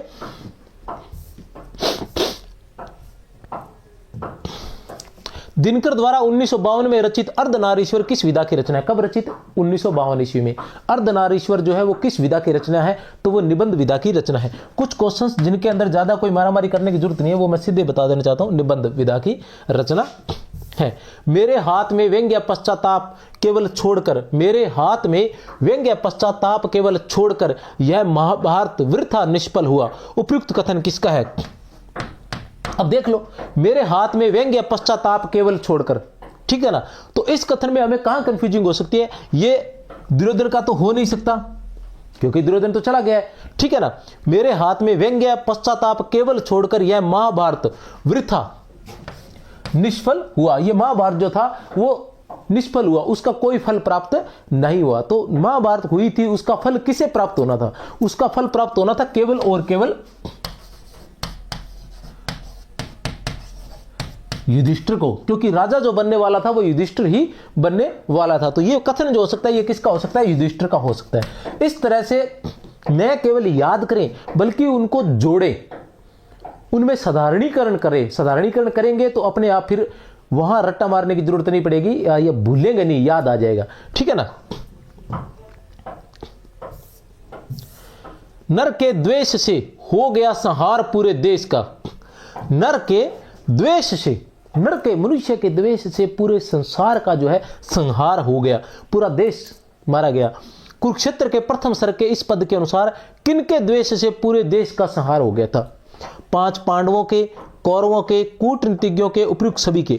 तो देखो यहां सारे जचते नजर आएंगे, जब हमारा पढ़ा नहीं होगा तो सारे जचते नजर आएंगे। और सबसे बड़ी बात यह कि 5 पांडव तो बिल्कुल भी जचते नजर नहीं आएंगे, 5 पांडव तो बिल्कुल भी नहीं लगेगा, क्योंकि हम तो पांडवों को हीरो मान रहे हैं ना। जो जिसको हीरो मानेंगे उनको द्वेष की बात कैसे कह सकते हैं। लेकिन इसमें उत्तर जो है वो 5 पांडव ही है, क्योंकि युधिष्ठिर स्वयं का कथन है कि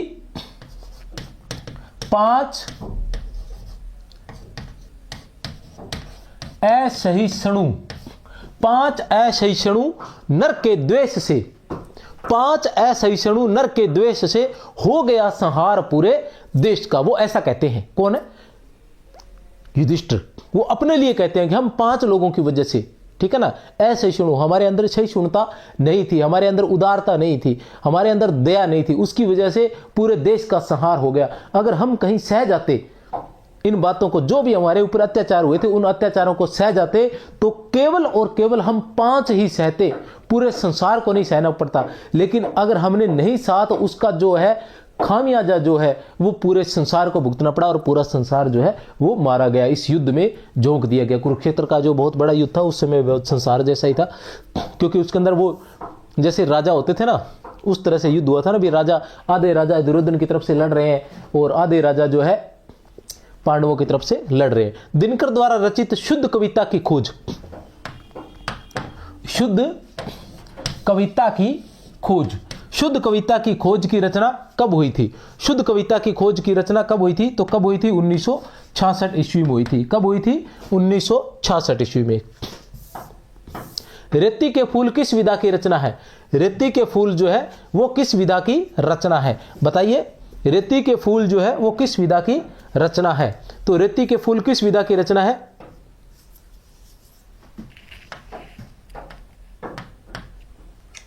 निबंध। किस विधा की रचना है? रेती के फूल जो है वो निबंध विधा की रचना है। किस विधा की रचना है? निबंध विधा की।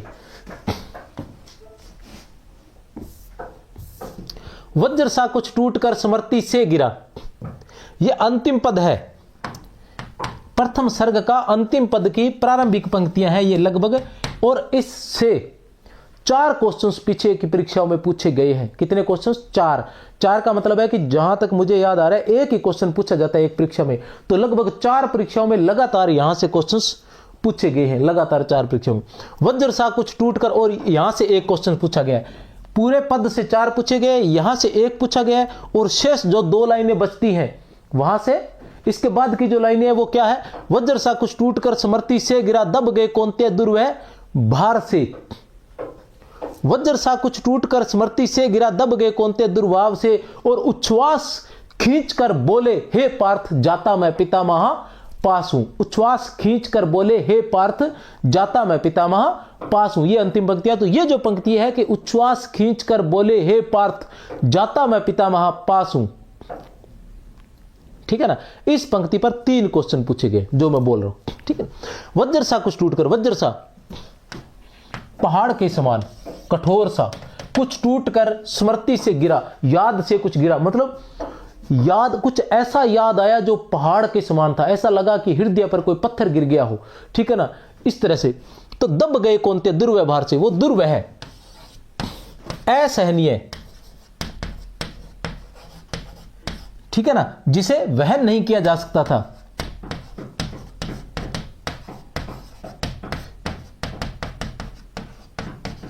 जिसे सहन नहीं किया जा सकता था, इतना बड़ा भार था। वो जो याद आई अचानक से, जो याद आई वो इतनी बड़ी थी, इतनी मतलब दर्दनाक थी कि वो सहन नहीं कर पा रहे थे युधिष्ठिर, ठीक है ना। तो वो किस याद की बात कर रहे हैं? करोड़ों माताएं अपने पुत्रों को खो बैठी, करोड़ों पत्नियां अपने पतियों को खो बैठी, अभिमन्यु की मृत्यु, उपयुक्त सभी, तो उपयुक्त सभी, उपयुक्त सभी, इन सब की जब याद आती है तो वो वज्र सा, ऐसा लगता है कि वज्र सा कुछ टूट कर गिरा कि ये जो राज्य है, इस राज्य को मैं कैसे भोग सकूंगा, ठीक है ना, इस राज्य को मैं कैसे भोग सकूंगा कि जो जिसको प्राप्त करने के लिए करोड़ों माताओं ने अपने पुत्रों को खो दिया, जिसको प्राप्त करने के लिए करोड़ों पत्नियों ने अपने पतियों को खो दिया, और हमारा हम सबके सबसे प्रिय अभिमन्यु भी तो उसी युद्ध में मारे गए थे, तो मैं कैसे उनको भुलाकर इस राज्य को भोग सकूंगा, ऐसा युधिष्ठिर कहते हैं। खींचकर उच्छ्वास बोले सिर्फ वे पार्थ मैं जाता पितामह पास हूं। ठीक है ना। तो अच्छे इंसान जो होते हैं वो हमेशा अच्छे ही रहते हैं। ठीक है ना। उन पे वो क्या है कि दुनियादारी में फंसकर कुछ ऐसे काम कर तो बैठते हैं और लोग करवा देते हैं, लेकिन कहीं न कहीं पश्चाताप उनमें बना रहता है। बुरे लोगों की तो बात कहना ही क्या है, लेकिन अच्छे लोग जो है वो कहीं न कहीं अंदर से वो अच्छे ही होते हैं। दुनिया के साथ हो जाता है। तो उसी तरह से युधिष्ठिर थे, बेचारे भोले ही थे। खींचकर उच्छ्वास बोले सिर्फ वे, पार्थ मैं जाता पितामह पास हूं। उपयुक्त उद्गार किसके? महाभारत देखोगे तो आप देखोगे कि बस भ्राता भ्राता कह करके, भ्राता आप कहेंगे तो ऐसा कर देंगे, ऐसे कर देंगे, चलती युधिष्ठिर की ज्यादा है नहीं।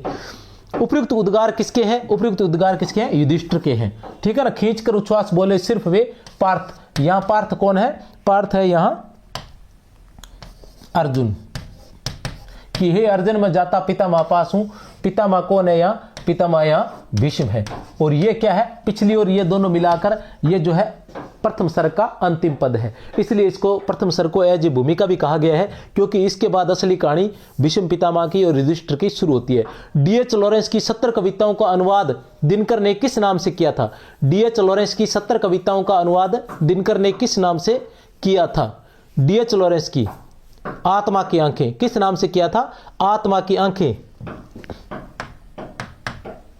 आत्मा की आंखें नाम से किया था। डीएच लॉरेंस की 70 कविताओं का अनुवाद आत्मा की आंखें नाम से किया था।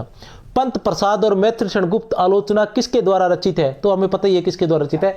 पंत प्रसाद। दिनकर ने पंत प्रसाद और मैथिलक्षण गुप्त पर भी आलोचना लिखी थी। पंत प्रसाद और मैथिलक्षण गुप्त पर भी आलोचना लिखी, मतलब अलग अलग नहीं, उस आलोचना का नाम था पंत प्रसाद और मैथिलक्षण गुप्त। ये आलोचना का नाम है। ठीक है ना। पंत प्रसाद और मैथिलक्षण गुप्त, ये क्या है? ये आलोचना का नाम है। जो किसने लिखी थी? जो दिनकर ने लिखी थी। ठीक है। चलते हैं आगे।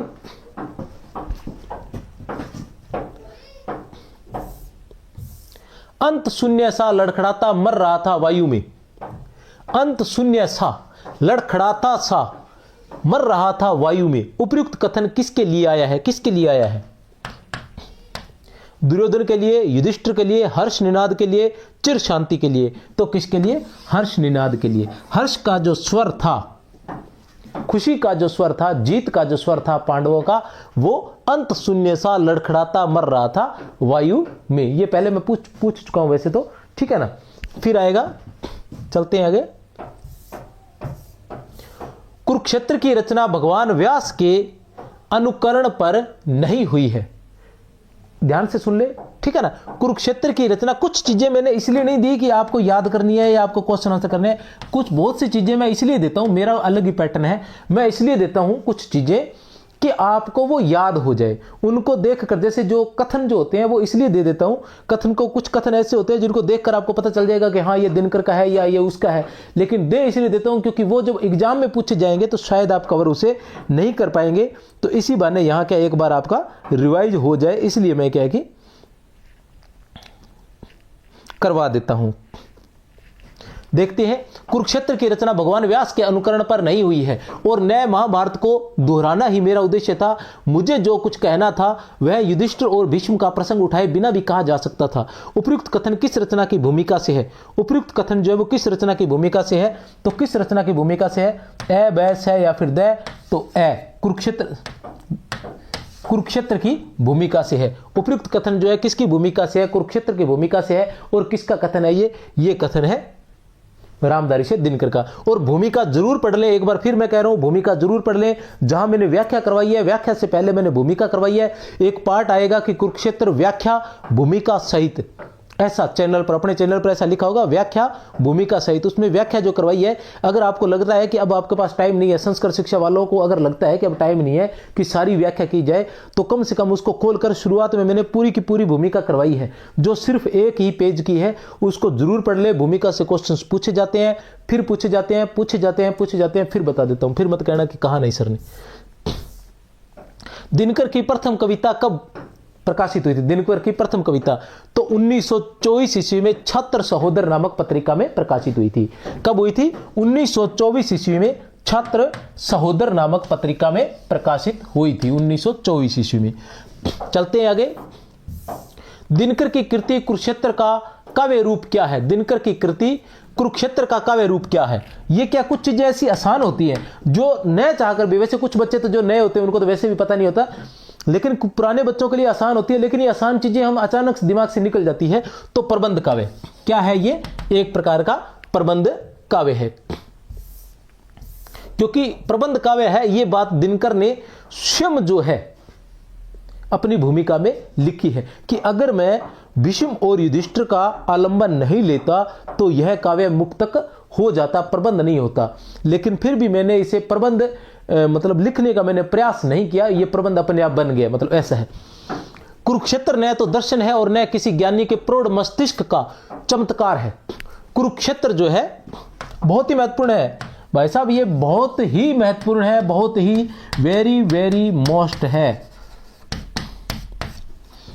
कुरुक्षेत्र न तो दर्शन है और न किसी ज्ञानी के प्रौढ़ मस्तिष्क का चमत्कार है। यह तो अंततः एक साधारण मनुष्य का शंकाकुल हृदय ही है जो मस्तिष्क के स्तर पर चढ़कर बोल रहा है। उपयुक्त कथन किसका है? ए, बै, छ या फिर द किसका है? तो उपयुक्त कथन है रामधारी सिंह दिनकर का। किसका है? रामधारी सिंह दिनकर का है, जो अपनी भूमिका के, पढ़ लेना भैया, मैंने बहुत पढ़ा है आप लोगों के लिए, भूमिका के सबसे अंतिम जो पंक्तियां हैं, 2.5 पंक्तियां होगी, 2.25 पंक्तियां, उन 2.25 पंक्तियों के अंदर ये लिखा हुआ है। अपने यहाँ 3 होगी, वहां 2.25 पंक्तियां हैं, उनके अंदर ये भूमिका के अंदर ये लिखा हुआ है। रामधारी सिंह दिनकर ने किस स्वर को क्षेपक कहा है?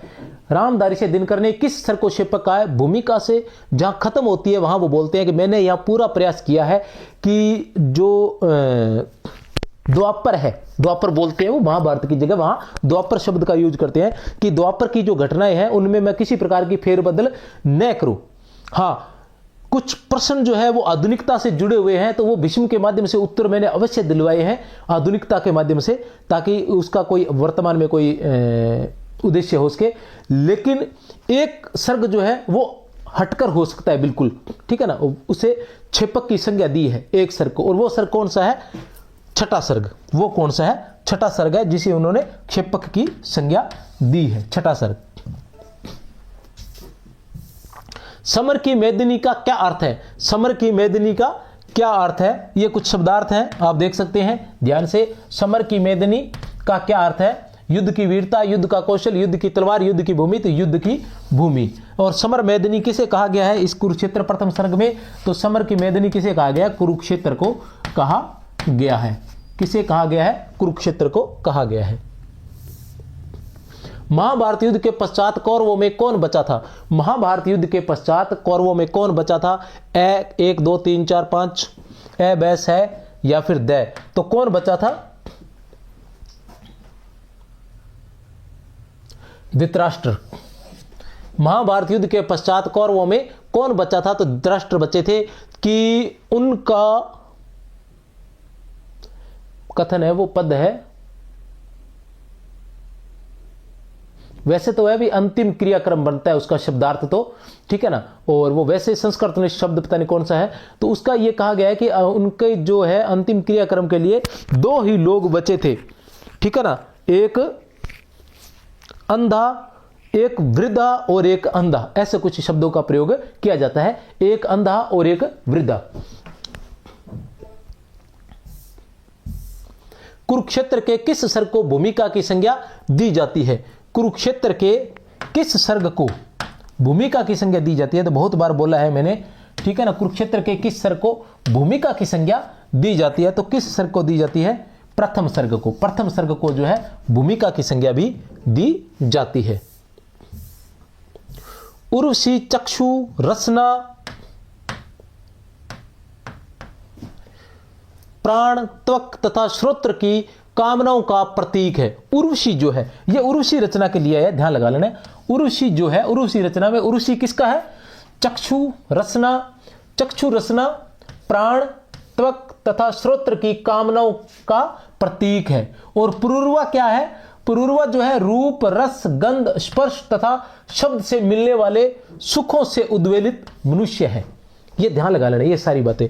ये कथन जो है ये किसका है? ये कथन जो है ये किसका है? 1 2 3 4, ये कथन जो है ये किसका है? देखिए ये कथन किसका है, बताइए।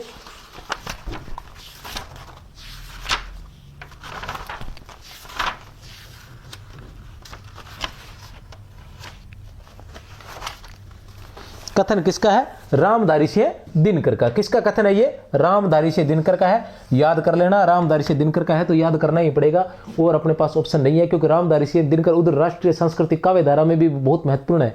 तो हिंदी साहित्य के इतिहास में से भी अगर क्वेश्चन आता है तो इनका क्वेश्चन इस प्रकार से उठाया जा सकता है।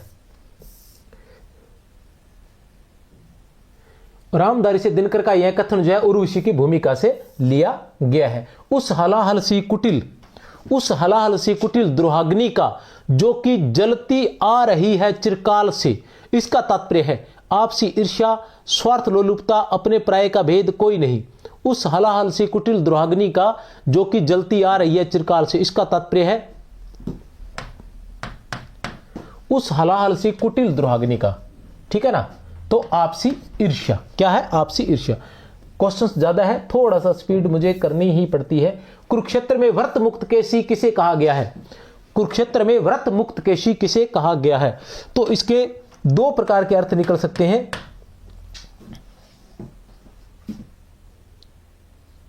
ठीक है ना।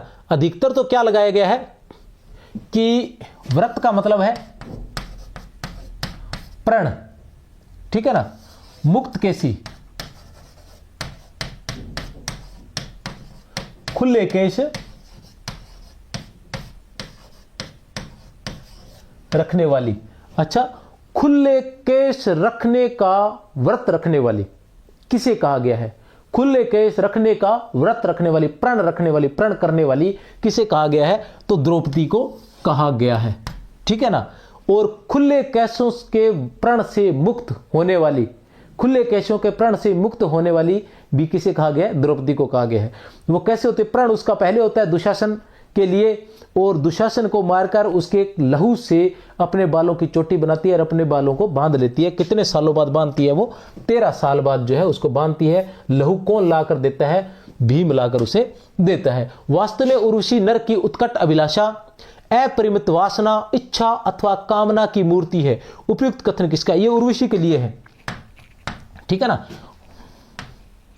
वास्तव में उर्वशी जो है वो नर की उत्कट अभिलाषा, अपरिमित वासना, इच्छा अथवा कामना की मूर्ति है। उपयुक्त कथन किसका है, 1 2 3 4, तो किसका है उपयुक्त कथन।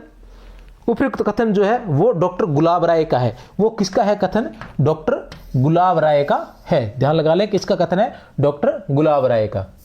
फिर देखते हैं, वस्तुतः कलात्मक प्रौढ़ता, अभिव्यंजना की सशक्तता एवं वैचारिक गंभीरता की दृष्टि से, वस्तुतः कलात्मक प्रौढ़ता, अभिव्यंजना की सशक्तता एवं वैचारिक गंभीरता की दृष्टि से यह स्वातंत्र्योत्तर युग की श्रेष्ठ कृति मानी जाती है।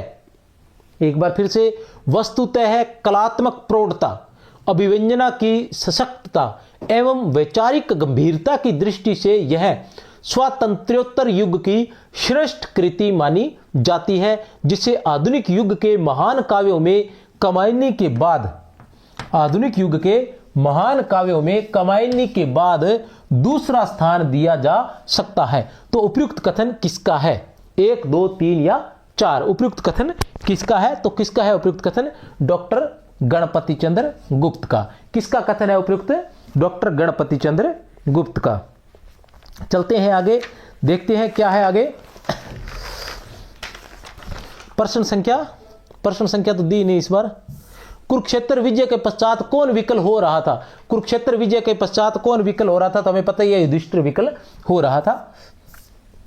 आ गए हम पार तुम उस पार हो, कथन किसका है, आ गए हम पार, तो कौन पार चला गया, पारंपार किसको पार पहुंचा दिया था, दुर्योधन को पार पहुंचा दिया, तो इसलिए कथन किसका है, दुर्योधन का है। किसका कथन है, दुर्योधन का है। असंगत कथन का चयन कीजिए, किसका चयन करना है, असंगत कथन का चयन करना है। असंगत कथन का ध्यान लगा लें। सामधेनी ऋग्वेद की उस ऋचा का नाम है जो यज्ञाग्नि प्रज्वलित करते समय पढ़ी जाती है। सामधेनी ऋग्वेद की उस ऋचा का नाम है। सामधेनी क्या है, सामधेनी दिनकर की रचना का नाम है। सामधेनी दिनकर की रचना है, तो उसके बारे में कहा गया कि सामधेनी किसे कहा गया, ऋग्वेद की उस ऋचा का नाम है जो यज्ञाग्नि प्रज्वलित करते समय पढ़ी जाती है। प्रणभंग में प्रणभंग जो दिनकर की रचना है, मुक्तक काव्य है। कृष्ण के प्रणभंग, मुक्तक नहीं प्रबंध काव्य है। कृष्ण के प्रणभंग की घटना है। उर्वशी में च्यवन की पत्नी सुकन्या कामना की प्रतीक है। कुरुक्षेत्र की कथा का मूलाधार महाभारत का शांति एवं अनुशासन पर्व है। महाभारत का शांति एवं अनुशासन पर्व है। तो असंगत की बात करें तो 3 नंबर जो है वो असंगत है। उर्वशी में च्यवन की पत्नी सुकन्या कामना की प्रतीक नहीं है। कामना की प्रतीक तो उर्वशी है। ये दोनों तो क्या है, संतुलित दाम्पत्य के प्रतीक है। संतुलित दाम्पत्य के प्रतीक है। उर्वशी में च्यवन की पत्नी सुकन्या जो है वो क्या है, संतुलित दाम्पत्य की प्रतीक है। ध्यान लगा लेना। सामधेनी जो है वो क्या है, रामधारी से दिनकर की रचना है, जिसमें सामधेनी किसे कहा गया है। सामधेनी वैसे तो क्या है, वैसे तो है ऋग्वेद की उस ऋचा का नाम है जो यज्ञाग्नि प्रज्वलित करते समय पढ़ी जाती है।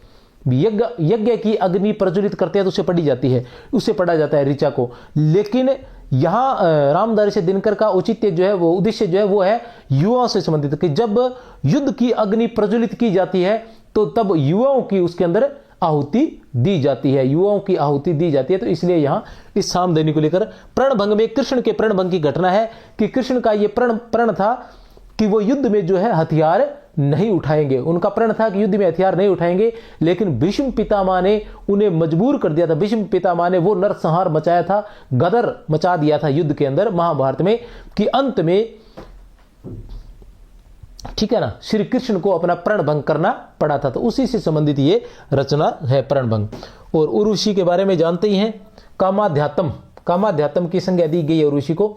सामधेनी की रचना, इसके बारे में थोड़ा विस्तार से और देख लीजिए। सामधेनी की रचना 1947 ईस्वी में हुई थी। कब हुई थी? सामधेनी की रचना 1947 ईस्वी में हुई थी। और प्रणभंग की रचना 1929 ईस्वी में हुई थी। उर्वशी की रचना 1961 ईस्वी में हुई थी, जिसे 1972 में, प्यारे बच्चों थोड़ी सी त्रुटि हुई है, पीछे में 1963 कह गया था शायद, ठीक है ना, तो वो कंफ्यूजिंग दूर कर ले, 1963 कह गया था। तो उर्वशी की रचना कब हुई थी? 1961 ईस्वी में हुई थी। पुरस्कार प्राप्त हुआ था। उर्वशी ऋग्वेद के 10वें मंडल, उर्वशी क्या है?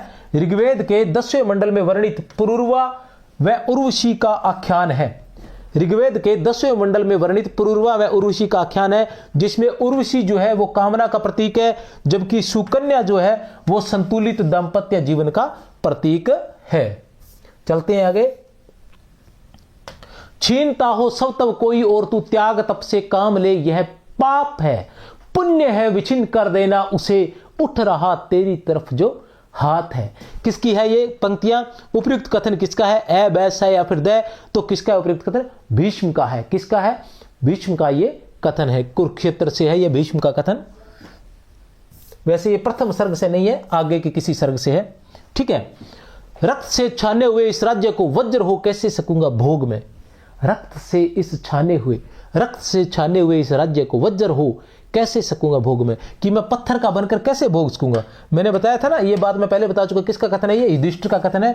वो कह रहे थे ना कि जिसके अंदर करोड़ों माताओं के पुत्रों का लहू है, जिसमें करोड़ों पत्नियों के पतियों का लहू है, और सबसे बड़ी बात यह कि उसमें हमारे प्रिय अभिमन्यु का भी तो लहू है, तो मैं इन सबको वज्र के समान कठोर होकर कैसे भोग सकूंगा, ठीक है ना। इसलिए वो इसका कुछ निर्णय करने के लिए किसके पास जाते हैं? भीष्म के पास जाते हैं। वज्र सा कुछ टूटकर समर्थी से गिरा, दब गए कौन्तेय दुर्व्यवहार से। यहां कौन्तेय किसे कहा गया है? ऐसा पूछा जा चुका है, पहले आपको बता दूं, यहां कौन्तेय किसे कहा गया है? तो यहां कौन्तेय किसे कहा गया है? युधिष्ठिर को कहा गया है, युधिष्ठिर को कहा गया है। और पार्थ किसे कहा गया है? अर्जुन को कहा गया है। और भीष्म को भीम को क्या कहा गया है? पविकाय कहा गया है, वज्रांग भी कहा गया है। ध्यान लगा लेना, ये सारे नाम पूछे जाते हैं अगर अक्सर, ठीक है ना। पविकाय कहा गया है, वज्रांग भी कहा गया, अर्जुन को पार्थ कहा गया इसमें, और कौन्तेय युधिष्ठिर को कहा गया। हमें प्रथम सर्ग से मतलब है। कुरुक्षेत्र से संबंधित असंगत कथन है। कुरुक्षेत्र से संबंधित असंगत कथन है। कुरुक्षेत्र की रचना 1940 ईस्वी में हुई थी। यह एक समस्या प्रधान प्रबंध काव्य है। तो हमें क्या ढूंढना है? हमें असंगत देखना है। क्या देखना है? असंगत। तो ये तो क्या है? संगत है, बिल्कुल सही बात है। कुरुक्षेत्र को आधुनिक युग की गीता कहा जाता है, यह भी सही है। कुरुक्षेत्र छायावाद का प्रभाव स्पष्ट दिखाई देता है, यह सही नहीं है। तो उत्तर है हमारा 3, कुरुक्षेत्र पर छायावाद का प्रभाव स्पष्ट दिखाई नहीं देता। कुरुक्षेत्र के बारे में ऐसा कहा कि यह छायावाद के प्रभाव से पूर्णतः है मुक्त रचना है। कुरुक्षेत्र जो है वो छायावाद के प्रभाव से पूर्णतः है मुक्त रचना है। इस पर मार्क्सवाद का प्रभाव है, प्रगतिवाद का प्रभाव है। कुरुक्षेत्र का प्रथम सर्ग उसकी भूमिका के समान है, बिल्कुल सही बात है, जो बार बार मैं आपको बता रहा हूं। असंगत कथन का चयन कीजिए। क्या करना है हमें? असंगत कथन का चयन करना है। द्वंद्व गीत की रचना 1940 ईस्वी में हुई थी, जिसमें 71 रुबाइयों का संकलन है। 1959 ईस्वी में क्या करना है हमें? असंगत कथन का चयन करना है। क्या चयन करना है प्यारे बच्चों? असंगत कथन का, ठीक है ना। द्वंद्व गीत की रचना 1940 ईस्वी में हुई थी, जिसमें 71 रुबाइयों का संकलन है। 1959 ईस्वी में रचित, कब? 1959 ईस्वी में रचित संस्कृति के 4 अध्याय। क्या है? संस्कृति के 4 अध्याय। रचना कब हुई थी? 1959 में। नाम क्या है? संस्कृति के 4 अध्याय को 1959 ईस्वी में साहित्य अकादमी पुरस्कार प्राप्त हुआ था, बिल्कुल सही है ये। उर्वशी को स्वयं दिनकर ने कामाध्यात्म की उपाधि दी है। किसकी? कामाध्यात्म, कामाध्यात्म की उपाधि प्रदान की है। उर्वशी को स्वयं दिनकर ने कामाध्यात्म की उपाधि प्रदान की है, यह भी संगत है। लोकदेव नेहरू व वट पीपल, लोकदेव नेहरू व वट पीपल को संस्मरणात्मक विदा की रचना माना जाता है, यह भी सही है, लेकिन यह सही नहीं है। द्वंद्व गीत की रचना 1940 में हुई थी, यहां तक तो ठीक है, जिसमें 71 रुबाइयां नहीं है, 115 रुबाइयां है। कितनी है? 115 रुबाइयां है इसके अंदर। कितनी रुबाइयां हैं एक बार मैं देख लेता हूं।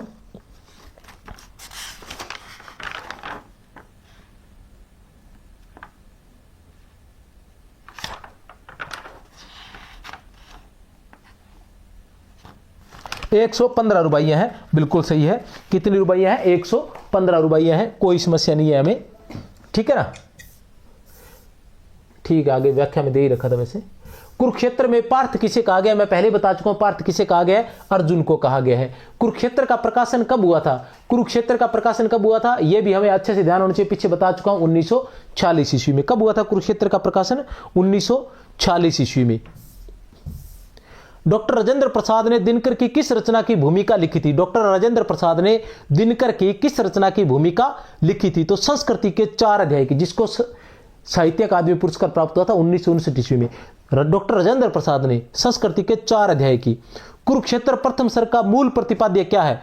कुरुक्षेत्र प्रथम सर्ग का मूल प्रतिपाद्य क्या है? युद्ध की समस्या व समाधान, युद्ध को जन्म देने वाले कारणों पर विचार, सशक्त व्यक्तियों की इच्छाएं, उपरोक्त सभी। युद्ध को जन्म देने वाले कारणों पर विचार किया गया। ध्यान रखा लेना अच्छे से। प्रथम सर्ग में क्या किया गया? युद्ध को जन्म देने वाले कारणों पर जो है विचार किया गया है। कुरुक्षेत्र में साम्यवाद का प्रतिपादन हुआ है, यह कथन किसका है?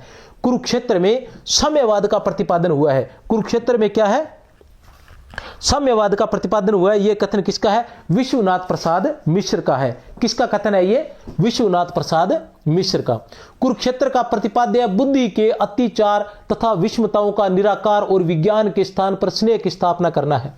कुरुक्षेत्र का प्रतिपाद्य बुद्धि के अत्याचार तथा विषमताओं का निराकार, बुद्धि के अत्याचार का और विषमताओं के निराकार और विज्ञान के स्थान पर स्नेह की स्थापना करना है। कथन किसका है? ए, ब, स या फिर द।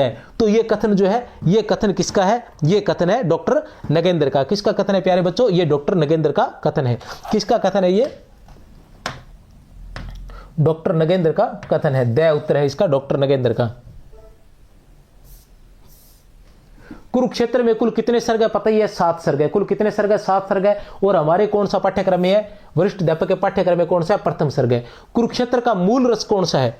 कुरुक्षेत्र का मूल रस जो है वो कौन सा है? कुरुक्षेत्र का मूल रस कौन सा हो सकता है? करुण है।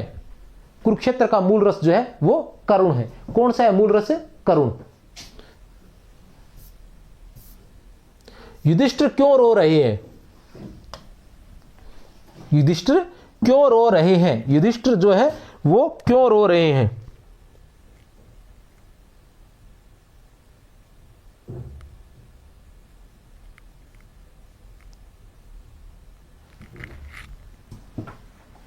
एक मिनट।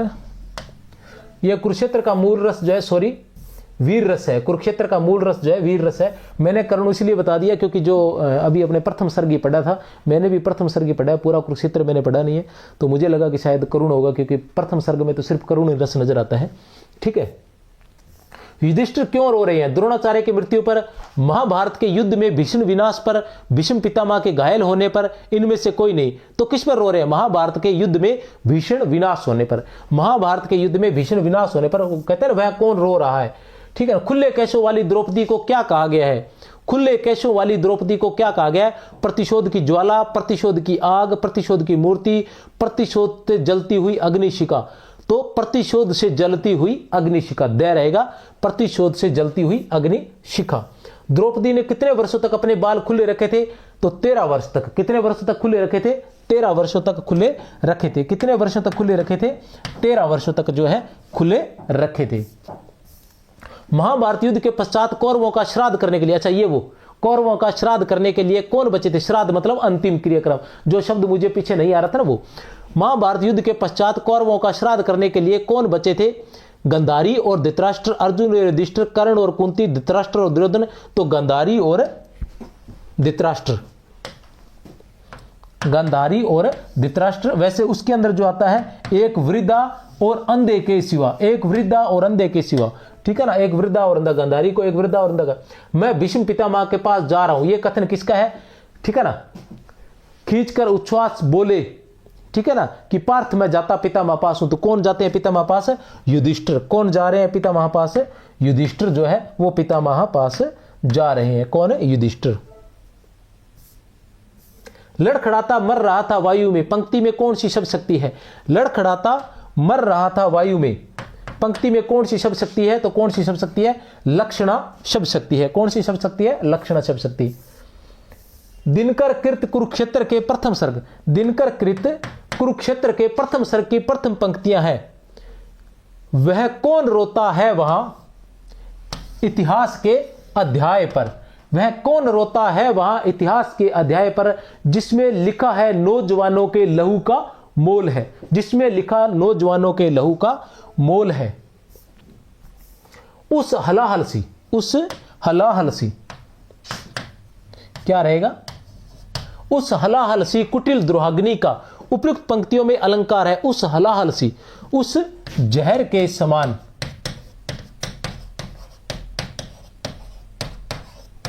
कुटिल द्रोह, द्रोह रूपी अग्नि, द्रोह की अग्नि का। तो क्या रहेगा पंक्तियों में अलंकार? क्या रहेगा? उपमा अलंकार।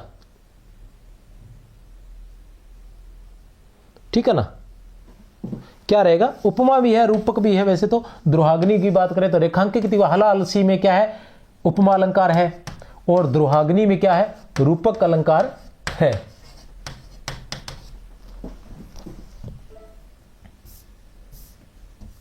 कवि के अनुसार युद्ध में पुरुषों द्वारा अपने प्राणों का बलिदान करने के बाद किनका नाम सम्मान के साथ लिया जाता है? कवि के अनुसार युद्ध में पुरुषों द्वारा अपने प्राणों का बलिदान करने के बाद किनका नाम जो है सम्मान के साथ लिया जाता है? उनकी पत्नियों का, उनकी माताओं का, ए एवं बै दोनों, कोई नहीं। तो ए एवं बै दोनों का, ए एवं बै दोनों का, उनकी पत्नियों का और उनकी माताओं का।